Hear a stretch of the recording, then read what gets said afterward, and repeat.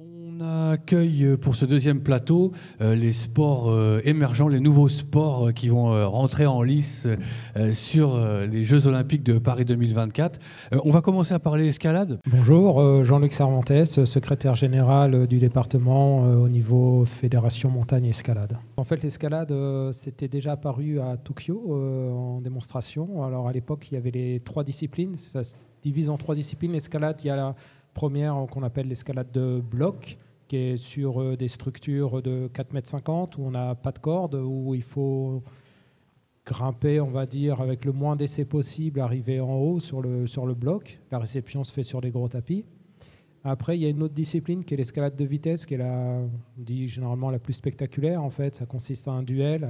Donc, ils partent et il faut aller le plus vite en haut de la voie. Donc là, c'est en cordée, une voie à peu près de 15 mètres. Et les meilleurs parcourent ça en à peine 5 secondes.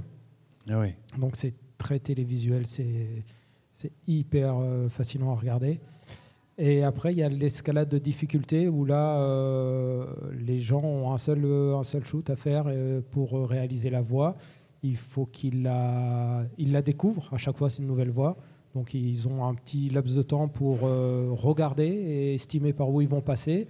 Et puis après, il y a la mise en pratique. Il faut essayer d'aller le plus haut possible pour réaliser le maximum de points. D'accord.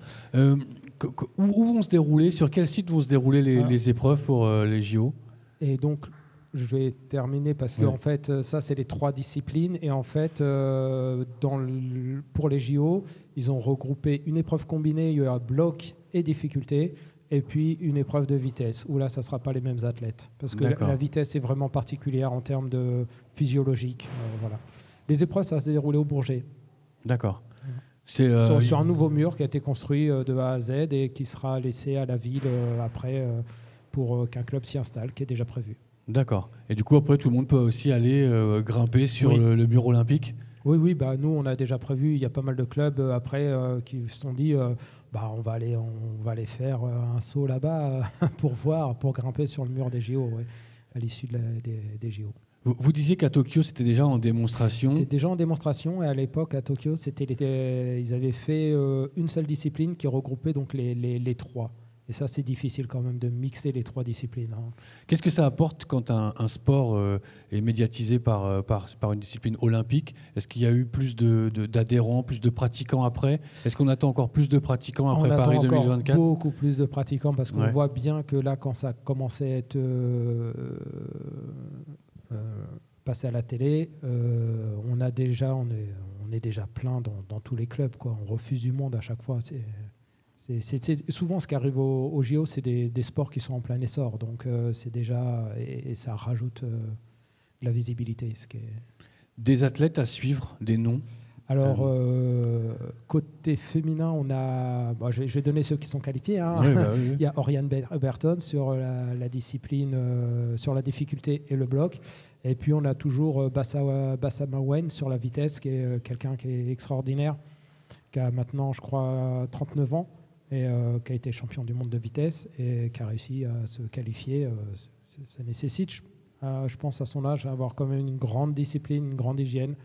Et je trouve ça formidable. Comment on s'entraîne pour faire des performances ? Quels sont les entraînements spécifiques pour être un bon grimpeur ? Alors, ça va dépendre des disciplines. Parce que, en fait, comme le parcours il est connu sur la vitesse, les gens l'apprennent par cœur. Donc ils le révisent, ils le pratiquent de plus en plus. Après, il y a énormément de spécificités en termes de force. Sur la difficulté et le bloc, il faut combiner. C'est un peu comme dans beaucoup de sports, du fractionné en musculaire, et puis de la résistance et de la continuité, et beaucoup d'entraînement. Il vaut mieux être grand, élancé, petit Alors, ça, j'inviterais à regarder en fait, parce que quand on voit les morphotypes entre le premier... Alors aujourd'hui, un des meilleurs du monde, il est grand. Et puis, il n'y a pas si longtemps que ça, avant, il était petit. Donc, je veux dire, à peine 1,70 m. Aujourd'hui, je crois, le premier, il doit faire 1,87 m. Donc, chacun s'adapte à la difficulté en fonction de son morphotype. Et c'est ce qui fait que c'est un joli sport. L'escalade en Normandie, elle se porte bien. Les clubs ont des athlètes qui brillent aussi au niveau national, pas encore? Ah si, encore, et depuis pas mal d'années, des gens qui brillent au niveau national. Au niveau du département, on est près de 2000 licenciés. Il y a des clubs un peu partout autour d'Évreux. Il n'y a pas de club FFME à Évreux. Mais bon, il y a des gros clubs. À la Bonneville, il y a Clipper, il y a Le Nec au Neubourg, il y a Pose, il y a Grimpeur à Saint-André. Chaque fois avec des grosses structures, il y a un gros club à Vernon également. Quand vous dites des clubs FFME, c'est de la fédération et escalade. Donc les autres, c'est des clubs associatifs qui se rassemblent autour d'une pratique ensemble, quoi.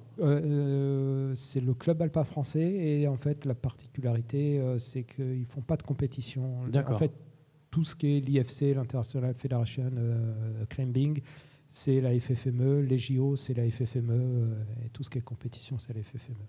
D'accord. Est-ce que, comme on voyait dans la pub, il faut manger des barres de céréales ou... On peut. On peut.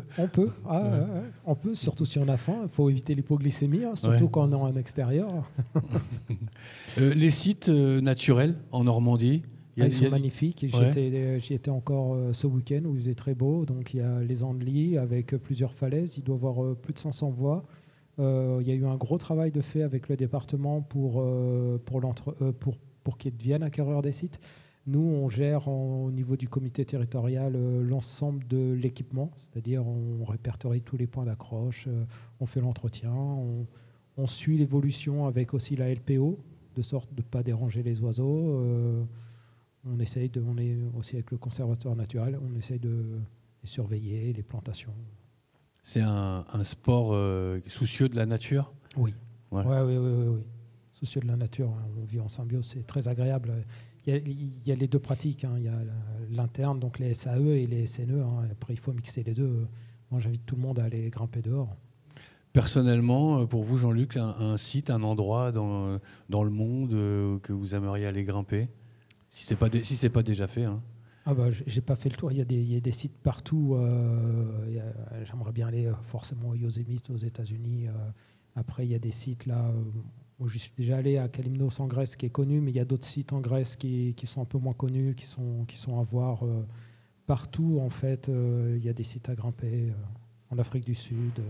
Plein de choses à faire. Il y a encore plein de choses à faire. Il y a encore plein de choses à faire. On peut voyager beaucoup en se faisant plaisir en escalade. Ok. Jean-Luc, on avait dit 7-8 minutes, on est pas parfait, mal. Hein. On est pas Merci d'avoir pris du temps sur votre journée pour venir parler escalade. Un dernier mot, quelque chose qu'on n'a pas dit qui vous semble important ? Faites de l'escalade. Faites de l'escalade. Ça marche. Eh ben, on vous libère, on vous laisse partir.